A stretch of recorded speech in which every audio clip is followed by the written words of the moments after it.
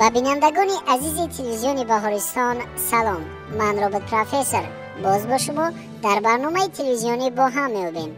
امروز نیز ما برای اشتراکچیان برنامه سوال‌های جالب و شوق‌آور آماده کرده ایم و باور دارم که شما نیز در برابر اشتراکچیان برنامه ما با سوال و سفارش‌ها پاسخ‌های درست را جستجو می‌کنید. در برنامه امروزه ما دو نفر خواننده فعال، رابعه بابویوا، خواننده صف پنجم مؤسسه تحصیلات میانه عمومی رقم 52 ناحیه اسماعیل سامانی و مومن پیروف، خواننده صف ششم لیسه برای خوانندگان بالغت شهر دوشنبه اشتراک میکنند. رابعه بیشتر فنهای زبان و ادبیات تاجیک را دوست می‌دارد و در آینده می‌خواهد دکتر دندان شود. مهم باشد به فنهای گئوگرافیا و متماتیک شوق دارد. از نمودهای ورزش فوتبال را میپسندد. او در آینده میخواهد هوانورد، سرنشین هواپیما شود. و برنامه ما خوش آمدید. تشکر. شما بار برنامه با هم می‌بینیم را طریق تلویزیون بهارستان تماشا کرده اید؟ بله. خب از اینجا برمیاد که شما لکه با شرط‌های برنامه نیز آشنایی دارید؟ بله. چگونه هستند؟ شرط یکم با ما سوال و تستا پیشنهاد می‌گردد و به شرط دوم با ما سوال می‌شود، بعد ما میگوییم ها یا نه این سوال درست است یا درست است. در شرط سوم به ما سفارش داده می‌شود. خوب، اگر چنین است اینجا ما گفتیم که شما کدام فنها را نقض می‌بینید. یکی صنف پنجم می‌خوانید و دیگری صنف ششم و جالبیت دیگر این برنامه در آن است که شما یکی در لیسه تحصیل میکنید، دیگری در مؤسسه تعلیمی، یعنی جایهای تحصیل شما نیز فرق میکند. اگر شما آماده باشید ما آغاز میکنیم با شرط اول برنامه. آماده؟ بله. ترس و هراس نیست؟ نه.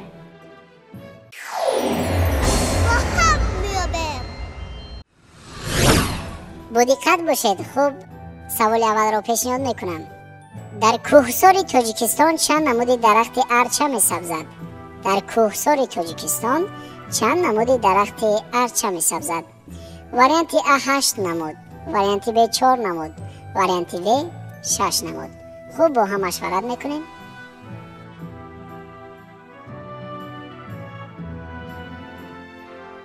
رابط پروفسور، ما با خلاصه آمدیم که واریانت ب یعنی 4 نمود رو انتخاب کردیم. یعنی با فکر شما در کوهسار تاجیکستان 4 نمود درختان ارچه میسبزد؟ بله. برای چه 8 نمود نه؟ چرا محض 4 نمود؟ اگر میدونید از کجا میدونید؟ ما تخمینا پیشنهاد. یعنی تخمین میکنید؟ بله. رابعه شما چی میگید؟ با اندیشه مومن راضی هستید؟ بله. یعنی واریانت ب 4 نمود. با فکر من 8 نمود است. نه، به فکر خود شخصی من این 4 نمود میشه. شما از نزدیک درختان ارچه رو دیده اید؟ بله. با غیر از شهر باز در کجا دیده اید؟ باز در ده من دیدم. یعنی دیده اید در منطقه های کوهستان. شاید از این مشاهده های شما باشد که شما 4 نمود را انتخاب کردید، ولی خلاصه عمومی شما را میخوام فهمم.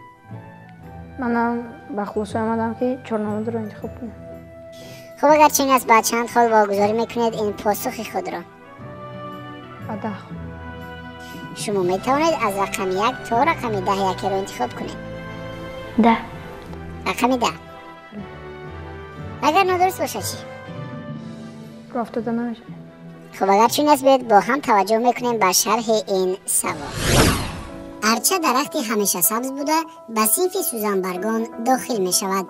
ارچه در میقیاس جهان بیشتر در مملکت‌های ساحل بحر میانه زمین، اینچنین در منطقه‌های خشک جنوبی آمریکای شمالی می روید. در تاجیکستان 4 نمود ارچه، مهین بورس، پتک ارچه، سرو ارچه و خاربورس می سبزند.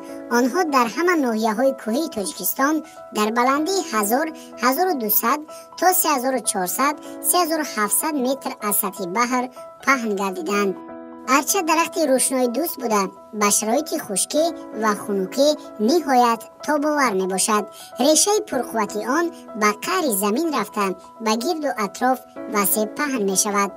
ارچه به سرمای قهرتون کوهسار خوب تاب می آورد. ارچه درختی دراز عمر است. حتی در سن و سال 800,000 سالگی در آن شاخه های جوان پیدا شده می توانند. پاسخ شما کاملا درست است. آفرین به شما.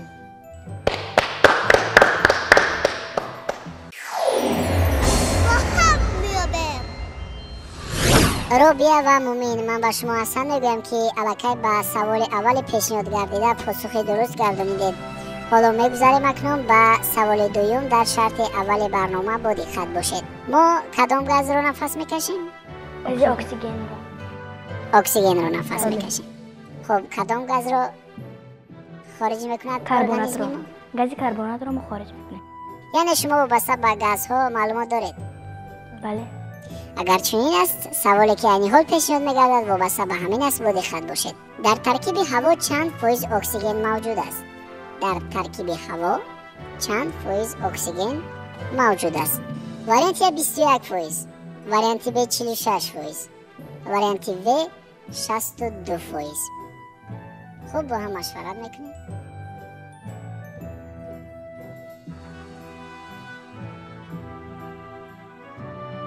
رو پروفسور ما با خلاصه آمدیم که واریانت A 21% رو انتخاب کنیم. یعنی به اندیشه شما در ترکیب هوا 21% اکسیژن موجود است؟ بله. شاید 6% باشد. نه. 21% کم نیست؟ نه. خب شما تخمین میکنید یا در یگانجا وا خورده بودید؟ در درس گیوگرافیا ما وا خورده بودیم. یعنی شما الکی در درس گیوگرافیا بین وا خورده بودید؟ بله. آفرین. من فکر میکردم که شما فن خیمیا رو حالا نمیخونید، شاید نمیدونید. به اندیشه شما همین است؟ بله. خب رابعه چی میگوید؟ به اندیشه منم همین است. با چند خال واگذاری میکنید پاسخ خود را؟ 10 خال. باز هم به 10 خال؟ بله. چرا به 5 خال نه؟ چون که این کم است. چون که کم است. سلامت باشید. بیاید با هم توجه میکنیم به شرح این سوال. اکسیژن گازی بیرنگ، بوی و بیمزه است. این المنت فراوان‌ترین در روی زمین است. آن برای حیات در روی زمین از همه ضروری به حساب می رود. از جهت تکنیکی اکسیژن از جریان مایع شوی هوا گرفته می شود و مقدار اکسیژن در هوا 21% را تشکیل می دهد. آن اساس تمام روندهای نفسکشی و سوزشواری است و از این رو شرط حتمی برای قریب همه روندهای حیات می باشد. خصوصیت های کیمیایی اکسیژن خیلی فعال است و آن در استحصالات صنعتی وسیع استفاده می شود. از جهت استفاده اکسیژن را با اکسیژن طبیعی و اکسیژن صنعتی تقسیم کردن ممکن است. اکسیژن طبیعی را برای طبابت بیماران استفاده میبرند و دومی را برای استحصال صنعتی یا کارکرد محصولات استفاده می نمایند. پاسخ نوبتی نیز کاملا درست است. آفرین به شما. رابعه و مومین، من به شما باز هم احسن و آفرین میگم. حالا شما صاحب 20 خال می باشید. اکنون اگر آماده باشید میگذاریم به سوال سیوم. در شرط اول برنامه تلویزیونی با هم میابیم. خب سوال سیوم را برای شرط اول پیشنهاد میکنم. با دقت باشید. پیریخ کلانترین تاجیکستان چی نام دارد؟ پیریخ کلانترین تاجیکستان چی نام دارد؟ واریانت A پیریخ خیرسان، واریانت B پیریخ فیچنکو، واریانت و پیریخ زرفشان. با هم مشورت میکنیم.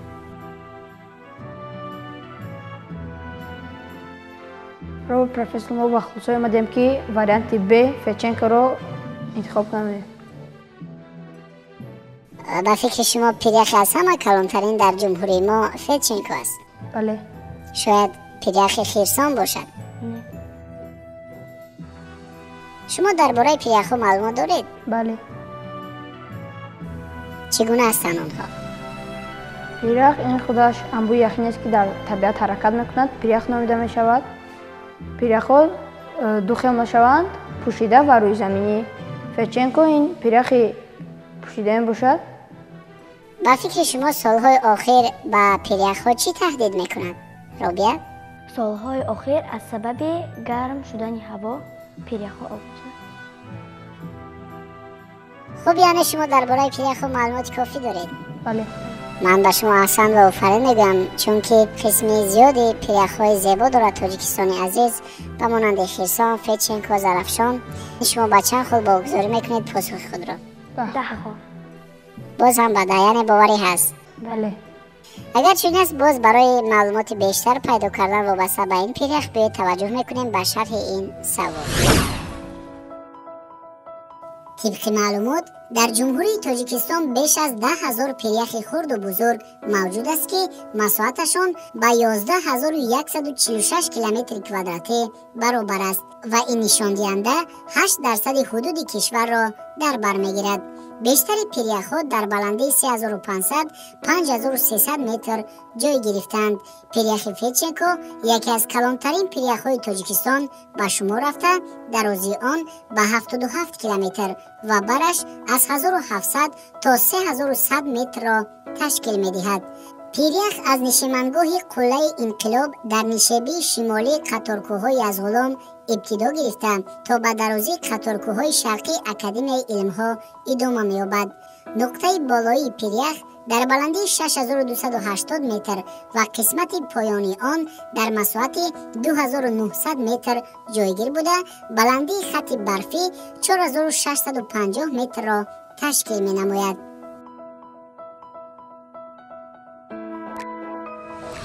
پاسخ کاملا درست بود. آفرین به شما.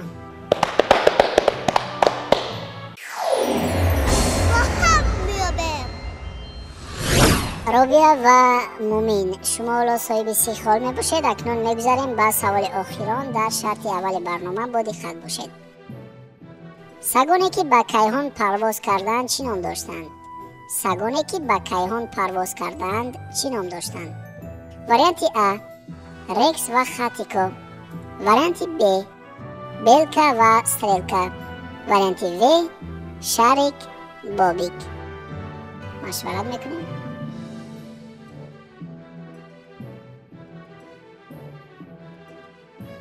را پروفسور، ما به نتیجه آمدیم که وریانت ب را انتخاب نماییم.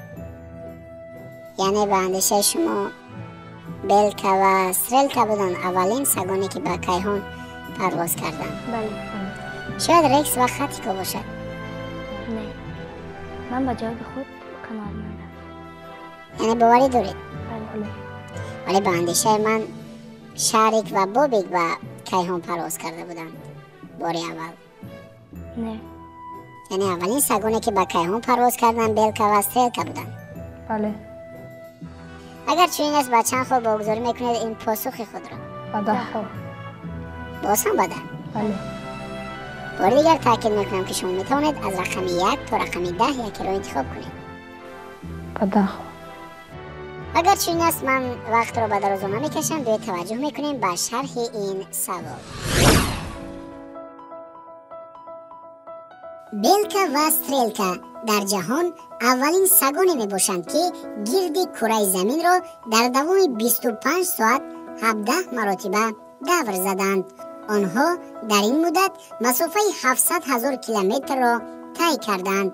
بلکا و ستریلکا پیش از پرواز به کیهان مدت طولانی مشق کرده خوردن خوراک را در شرایط بی‌وزنی و پوشیدن لباس مخصوصی دارای اسباب‌های گوناگون را یاد گرفتند. بلکا و ستریلکا بعد از سفر کیهانی برگشتنشان به حیوانچه‌های دوست داشته بچگان تبدیل یافتند. پاسخ نوبتی نیز کاملا درست است. احسن و آفرین به شما.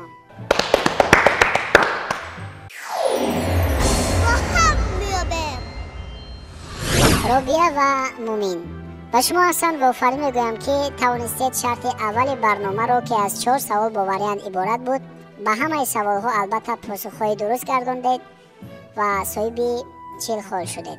اگر شما آماده باشید اکنون میگذاریم به شرط دوم برنامه تلویزیونی با هم میابیم.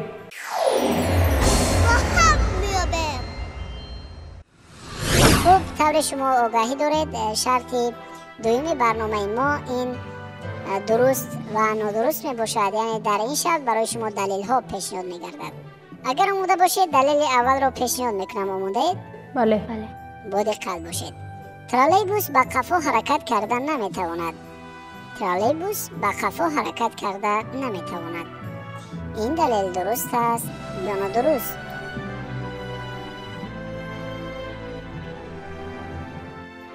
رابط پروفسور یک بار دیگر سوال را تکرار بکردید.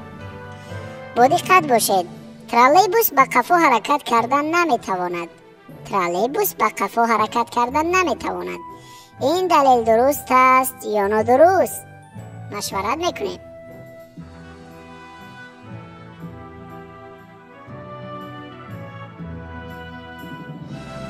خلاصه شما. رابط پروفسور ما با خلاصه آمدیم که این دلیل درست است. خب رابعه چی اندیشه دارد؟ به فکر من هم درست است. یعنی به اندیشه شما حرکت کردن نمیتواند؟ بله. ولی من میگویم که حرکت کردن میتواند. من میگویم که نمیتواند. شما باری ندیدید حرکت کردن این ترالیبوس را؟ دیدیم ولی با پیش تنها باقی نیم. بله. ترالیبوس به طور وسیع استفاده میبرید به فکرم هر روز؟ بله. یعنی بار شما مشاهده نکردید؟ نه. از این برات میاد که شما الکی در روزگار خود مشاهده کرده اید این رو. بله. قبول کنیم پاسخ شما را؟ بله. بله. با چند خال واگذاری میکنید؟ به ده 10 خال. اگر نادرست باشه چی؟ راه افتاده نمیشه. خوب اگر چنین است به توجه میکنیم به شرح این دلیل. طبق تصنیفات معاصر ترالیبوس یک نوع اتوبوس الکتریکی می باشد که در حرکت از شبکه تماس عبارت است و با قفا نیز حرکت کردن می تواند. برتری اساسی ترالیبوس نسبت به اتوبوس از جهت اکولوژی تازه و ثمرناک بودن آن می باشد. با گروه نقلیات های برقی آمیخته امروزه ترالیبوس های داخل می شوند که به طور علاوگی با سیستم های مستقل رانندگی و با بطری ها مجهز شده حرکت می کنند. متاسفانه پاسخ شما نادرست است. راه افتاده نشدید؟ نه. البته راه افتاده نشوید چون که حالا سوال ها، دلیل ها و البته سفارش ها شما را انتظارند. میگذاریم به دلیل دوم در شرط دوم برنامه. با دقت باشید. زمین یگانه سیاره است که در آن آب در شکل مایع وجود دارد. زمین یگانه سیاره است که در آن آب در شکل مایع وجود دارد. این دلیل درست است یا نادرست؟ رابط پروفسور ما به خلاصه آمدیم که این خلاصه درست است. یعنی به فکر شما زمین یگانه سیاره است که در آن آب در شکل مایع وجود دارد؟ بله. مهم به اندیشه شما این دلیل درست است؟ بله. از کجا میدونید؟ از درس گیوگرافی. رابعه از کجا میدوند؟ هنوز تصنیف 5 میخوند، حالا فن گیوگرافی نمیخوند. من بیشتر وقت تماشا میکنم. یعنی شما درباره کیهان، سیاره ها معلومات دارید؟ بله. شما با باوری میگید؟ بله. با چند خال بگذاری میکنید؟ با 10 خال. با 10 خال. بله.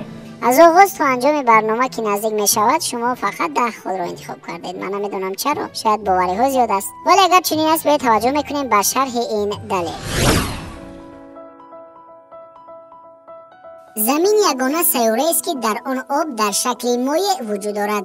در سیاره های دیگر هرچند آبی کم موجود باشد هم آن نه در شکل مایع بلکه در شکل یخ و یا بوغ موجود می باشد. حرارت زمین امکان می دهد که در تمام فصل های سال هم در سطح و هم در داخل آن آب را در شکل مایع مشاهده نماییم.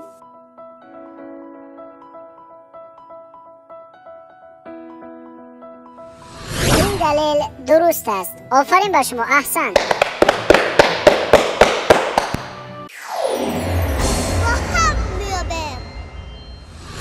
مومین و رابعه با دقت باشید. اکنون برای شما دلیل سیوم را در شرط دوم پیشنهاد میکنم.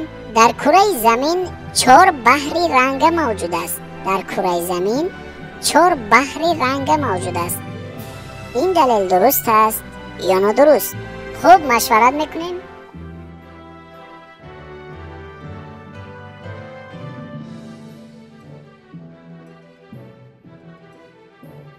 روبرت پروفسور، من به فکر شخصی من این درست است. یعنی به اندیشه شما در کره زمین 4 بحر رنگ موجود است؟ بله. شاید 3 تا باشد. نه. اگر 4 تا باشد کدام هایند؟ سرخ، زرد، سیاه، سفید. سرخ، زرد، سیاه، سفید. بله. یعنی اینها بحرهای رنگ می باشند. بله. شاید بحرهای کبود. بحر کبود نیست. چون بحر وجود ندارد. یعنی به اندیشه شما در کره زمین 4 بحر رنگ موجود است. بله. شما با این سوال در کجا واخورده بودید؟ در درس جغرافیا. باز هم من میگویم که بسیاری سوال های ما از فن جغرافیا بودن در این برنامه و شاید از همین سبب بود که مومین بسیارتر دوست می داشت فن جغرافیا رو و بسیاری از سوال ها پاسخ درست گردانید. خلاصه عمومی شما در کره زمین 4 بحر رنگ موجود است. دلیل درست است یا نادرست؟ درست است. درست است. بعد چند خود واگذاری میکنید؟ به 10 خود. باز هم به 10. بله. بله. اگر چین از به توجه میکنیم به شرح این سوال.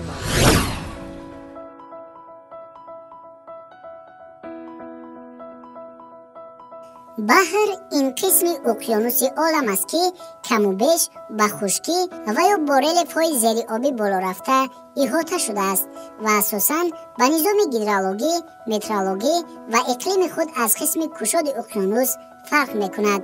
در کره زمین 4 بحر رنگ موجود است که اینها میباشند: بحر سفید مساحتش 90,000 کیلومتر کوادراتی، چقوریش باشد 340 متر میباشد. بحر سیاه مساحتش 422,000 کیلومتر کوادراتی، چقوریش 2210 متر. بحر سرخ مساحتش 450,000 کیلومتر کوادراتی و چقوریش 3040 متر می باشد.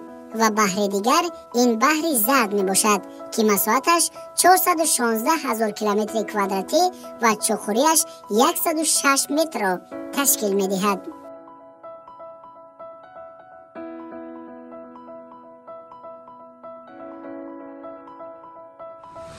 این دلیل درست می باشد. آفرین به شما. رابعه و مومین، عین حال شما صاحب 60 خال می باشید و اکنون می گذاریم به پیشنهاد دلیل آخران در شرط دوم برنامه تلویزیونی با هم میابیم. خب دلیل آخران را پیشنهاد میکنم با دقت باشید. کودک دارای 300 استخوان و کلانسالان دارای 220 استخوان می باشند. این دلیل به فکر شما درست است و یا نادرست؟ روبرت پروفسور، با اندیشه من این دلیل درست است. به فکر شما نزدیک 300 استخوان دارد کودکان و 220 استخوان کلانسالان دارد؟ بله. بله. شاید این دلیل نادرست باشد. شاید از خورده کودکان هم صاحب 220 استخوان باشند. نه. از کجا شما این را با باور میگویید؟ من این رو در مکتب از فن بیولوژی آموختم. یعنی به فکر شما در کودکی بدن انسان 300 استخوان دارد و کلانسال که شود 220 استخوان میماند؟ بله. بله. در بعضی سرچشمه‌های دیگر 206 استخوان نیز گفته شده است. یعنی به اندیشه شما این دلیل درست است؟ بله. با باور میگویید؟ بله. پاسخ را قبول کنیم. بله. بعد چند خال واگذاری به میکنیم؟ 10 خود. باز هم هر دو با یک آواز میگویند که به 10 خال واگذاری میکنیم. شاید سوالهای امروزه من روبرت پروفسور برای اشتراک شناسان بود. اگر چنین است به توجه میکنیم به شرح این دلیل.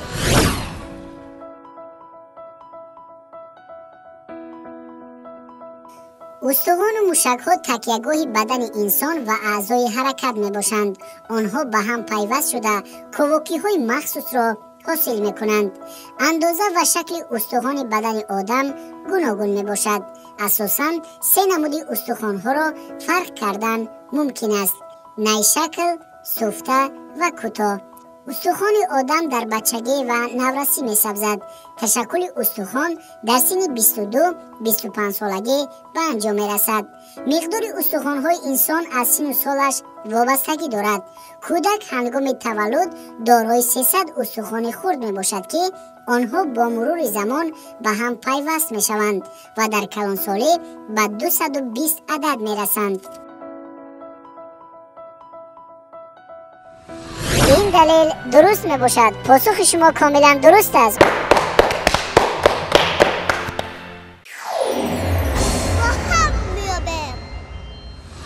مومین و رابعه این حال دو شرط اول برنامه با هم یابیم به انجام رسید و من رابط پروفسور شماره عمومی خالهای شما را در این شرط حساب کردم. رسیدم به 70 خال. آفرین.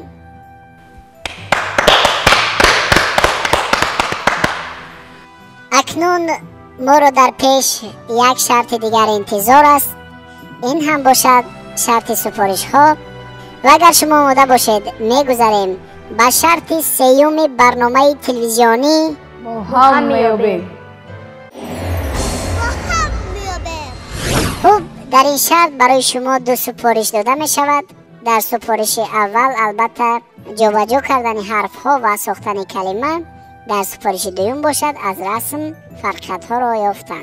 حالا برای شما 1 دقیقه وقت می دهیم و در سفارش اول از کلمه هایی که اینجا آمیخته کرده شدند شما کلمه می سازید. در اینجا 10 کلمه پیشنهاد می شود. برای هر یک کلمه یافته شما صاحب 1 خال می شوید.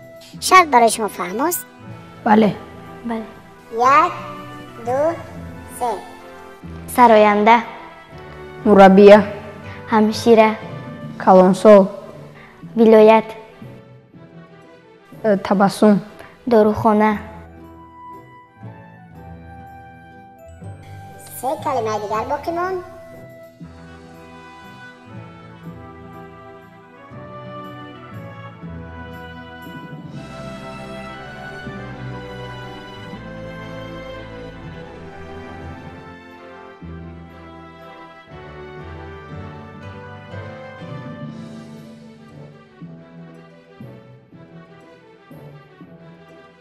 وقت خیلی کم مونده ایستاده است.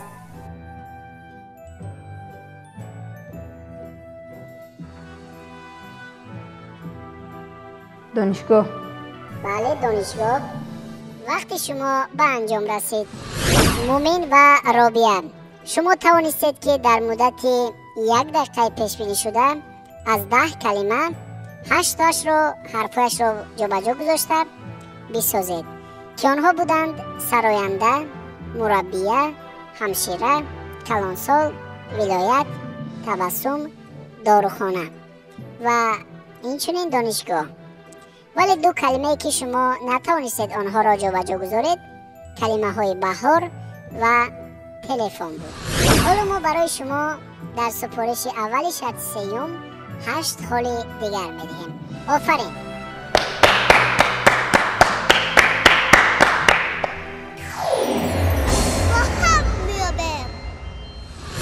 مومین و رابعه، حالا سفارش آخران باقی مانده است. فکر میکنم که این برای شما و برای بینندگان خیلی جالب است.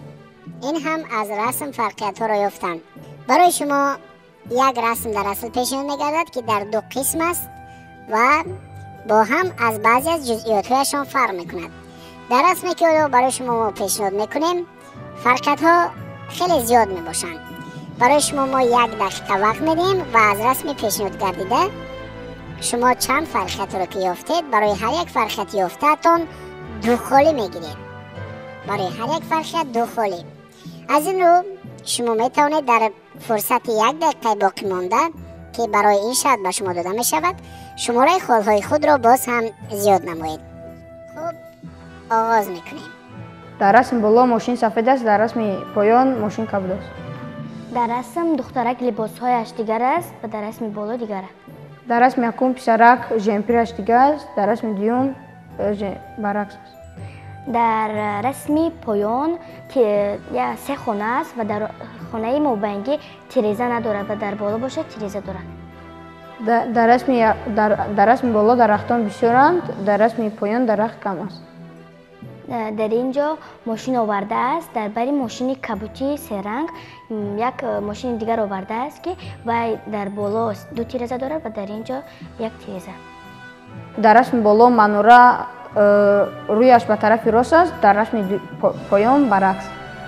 вақти шумо ба анҷом расид. мумин ва робия, шумо тавонистед ки дар муддати 1 дақиқаи пешниҳод гардида аз расми пешниҳодшуда 7 фарқиятро ёбед, ки албатта дар ин расм фарқиятҳо хеле зиёд буданд. шумо гуфтед ки дарахтон аз ҳамдигар фарқ мекунанд, тирезаи гирдшакл, инчунин ранги мошин, куртаи духтарак, куртаи писарак ва инчунин дар инҷо манорае ки баръакс буд ва дигар фарқиятҳое ки дар инҷо хеле зиёд мебошанд. акнун барои ҳар як фарқияте ки шумо дар ин шаҳр ёфтед, яъне 7 фарқият, 2 холӣ мегиред ва ба шумораи умумии холҳои шумо 14 холи дигар илова мегардад. офарин.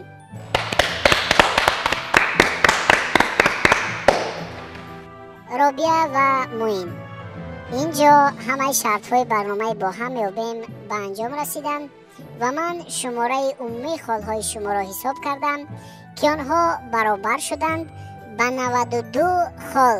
аҳсан ва офарин ба ҳардуи шумо.